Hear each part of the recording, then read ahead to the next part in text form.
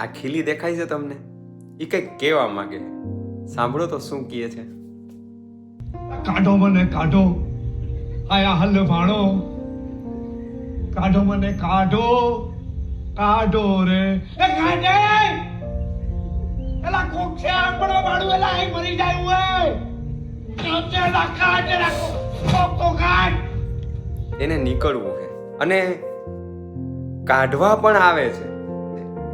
મહેનત કરી રહ્યા છે પણ ખીલી નીકળતી નથી. કારણ શું છે? કેમ નથી નીકળતી? એને નીકળવું તો કાઢવા વાળા આવ્યા છતાંય નથી નીકળતી. શું કારણ હોઈ શકે?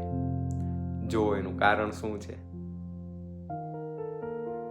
હવે જેને નીકળવું જ નથી, સામા પગ ભરાવા છે, એની હાલત શું થાય? એને પેલા એમ કહે છે કે મારે નીકળવું છે, અને જ્યારે કાઢવા વાળા આવે છે ત્યારે હજી એને જાજુ બધું એની અંદર રોકાવું છે. કેવી હાલત થાય?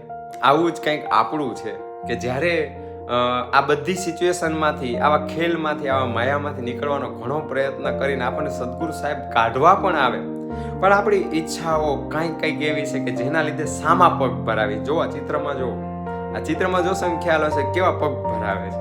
એને નથી નીકળવું, આમ પુકાર કરે ખેલ કો બસ કરો, અને જેવા કાઢવા આવે ને તો સામા પગ ભરાય છે. વાણીની ચોપાઈમાં કહે છે પ્રકાશ એટલે શું છે? જંબુર. આ પકડ છે, એ કાઢવા આવ્યું છે. સદગુરુ સાહેબ કાઢવા આવ્યા પણ નીકળવું જ નથી, તો એની હાલત કેવી? અહીંયા સરસ ચોપાઈમાં કે સાથ માટે કહું સગાઈ જાણી. આ મારો સાથ છે ને મારી નિસ્બત છે ને એટલે હું કહું છું. અને ધણી ઓળખજો ઘર રૂદે આણી. આ પકડવા માટે, બહાર કાઢવા માટે આવ્યા છે ને ધણી છે, એમ હાથ જાલીને બીજો કોઈ ન દે. આવી રીતના તમને આમ બહાર કાઢવા માટે પોતાનો હાથ ન દે, પકડ ન આપે, અને એમ દેતા અભાગી ન લે. જે અભાગ્યો છે ને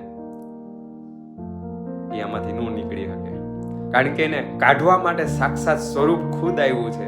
અને એવા સમયે અહીંયા કાંઈક ને કાંઈક ઈચ્છાઓ લઈને બેઠા છે ને, એ સામા પગ ભરાવે છે કે હજી મારે નથી, કે જે પુકાર કરી છે ખેલ કો બસ કરો, ખેલ કો બસ કરો, અને જેવા કાઢવા આવે છે ત્યારે ફરી પાછા સામે પગ ભરાવી છે. કેવી હાલત છે આ! જોજો, આ હાંસીનું ઠોર છે. રાજી રાજી પ્રણામ.